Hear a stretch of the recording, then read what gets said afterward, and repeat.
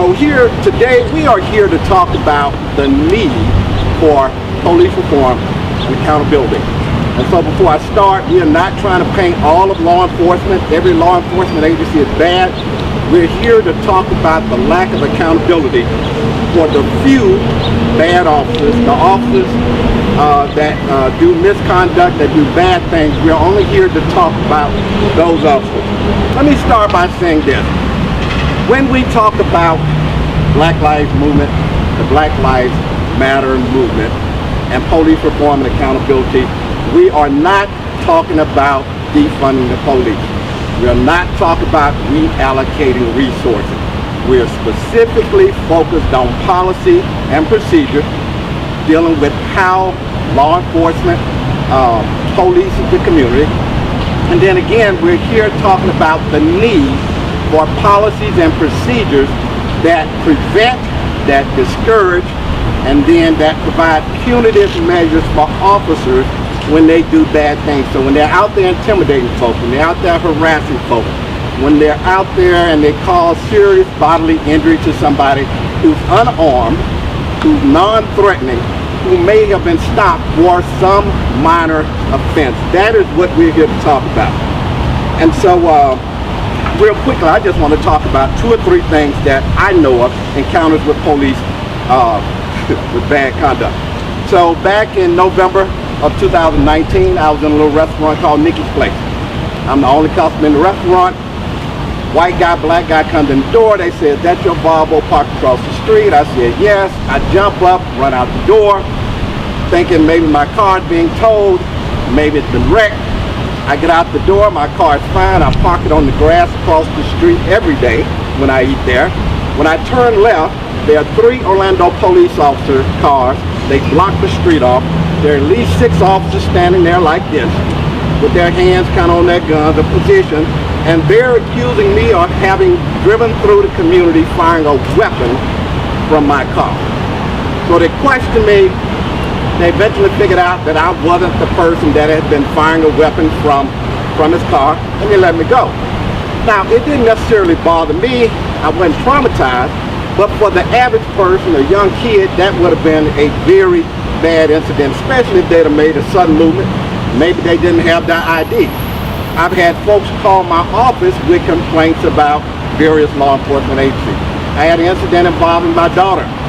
Officer rides up on the bumper of her car, follows her for maybe 10 miles, and he's just on the bumper of my car. My daughter calls me on the phone, "Dad, there's this officer following me. I haven't done anything. What should I do?" I had another incident where a constituent called me. They got to the corner of Old Winter Garden Road and Kirkland Road. There was a roadblock set up. At least 10 officers made them get out the car, lay down on the ground. They had their long rifles trained on them. They made them lay down there for about 15 minutes. They accused them of having been involved in some bank robbery. Eventually, they let them go. The constituent said, "Mr. Antone, if I had made a sudden movement, if my girlfriend had made a sudden movement, we might have been dead. We might have been shot." There was one more incident involving the Orange County Sheriff's Department. About 5 officers dressed in all black, no Orange County Sheriff's uniform, showed up at her door at 2:30 in the morning. And they wanted to get in the house. They were banging on the door loudly. They basically held them for about an hour. And the whole thing was there had been a bank robbery on Orange Blossom Trail. They lived in Dr. Phillips, and a cell phone had been stolen. A cell phone.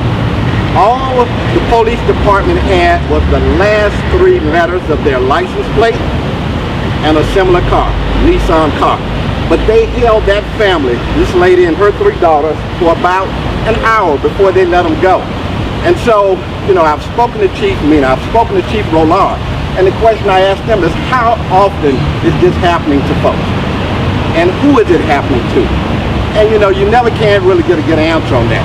So again, we are here to talk about making recommendations for changes to policies and procedures for all of the law enforcement agencies in Orange County, not just Orlando, not just the Sheriff's Department, but a POP, Winter Garden, whoever has a law enforcement agency here in Central Florida.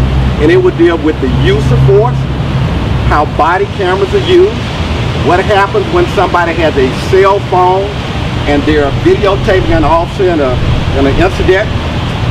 How are the various law enforcement agencies going to use facial recognition technology? Okay. Are they going to collect data on use of force incidents and things of that nature? We're here to advocate for dialogue with the powers that be in an attempt to bring together a serious look at the practices that discriminates against citizens on Central Florida. Now, it has been observed over the years, and most recently within months, that there are actions that the law enforcement across this country have taken that's unjustified and with racial overtones. These acts of law enforcement have sparked the movement Black Lives Matter, which we support. Our concern as citizens that we are endangered with the same threat as has been proposed. Therefore, as concerned citizens, we are advocating for dialogue to be exchanged about policies and practices of the law enforcement, and that will recommend and bring about reform to these practices. It's time for this movement. It's time for reforming. It's budget time. It's most important. We need to understand the world is watching Orlando, but more so the citizens of Orlando and Central Florida deserves better. So it's not about pushing it aside and hoping the community and people will go away.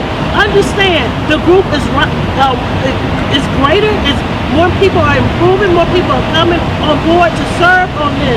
So I truly want to say this in closing. We have to hold police accountable, and that's why I'm a member of this task force.